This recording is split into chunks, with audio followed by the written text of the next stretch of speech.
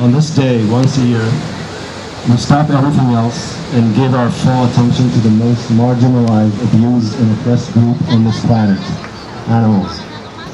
On this day, we remember them, lament their pain, and mourn their loss.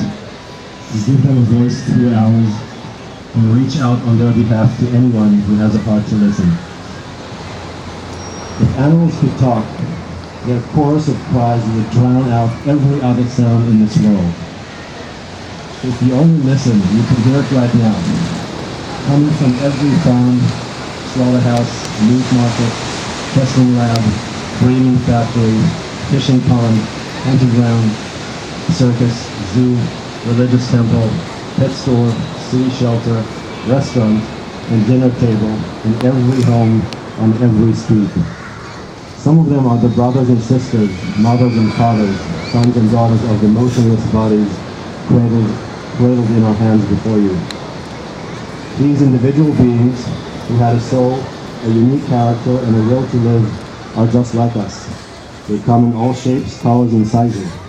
Some of them have feathers, some of them have fur. Some of them have paws, and some of them have tiny little legs.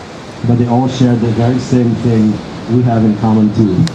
They wanted to live with their loved ones, happy and free. We are all animals. We are living, breathing beings who share the same earth. We all feel pain and suffer when we are hurt or deprived of our lives, our families, our freedom. We all want to experience kindness, compassion, and dignity. Just like us, animals are not property. They are not ours to use. They are an end unto themselves. Their freedom is beautiful, and their slavery is a horror.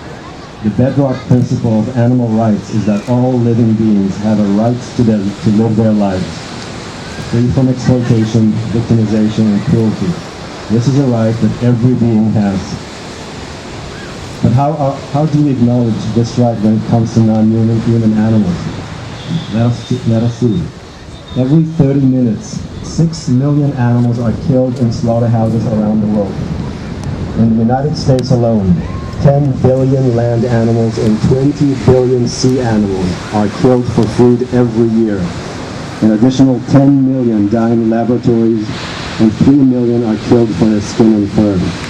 It is estimated that another 200 million are killed by hunters. That's 80 million living beings a day. Yes, many people suffer too. Some of us have been through wars, some of us have survived natural disasters, and some of us have lost family members in some atrocity or other.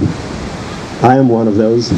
Almost my entire family was murdered in one such atrocity, the one we call the Holocaust.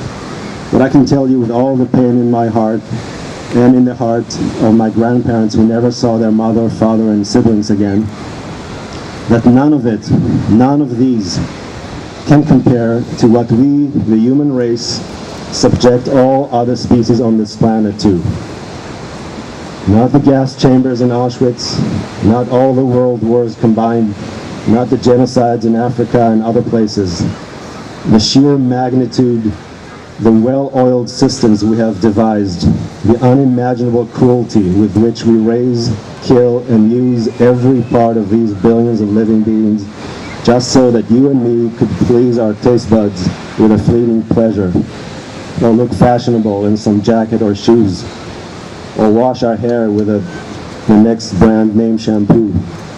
It's unfathomable, and it's going on every day, every hour, every moment. This is why we're here today. This has to stop, and it will stop only with you. Please look at these beautiful beings in front of you, many of them still babies. Can you imagine a day when they could live on their own terms with their families and offspring, happy and free? We can. Can you imagine a day when these beings will have equal rights to all other beings on this planet? We can. Can you imagine a day when humanity takes responsibility and protects all animals and the earth instead of harming them? We sure can.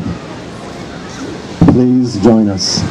This is our planet, and theirs too.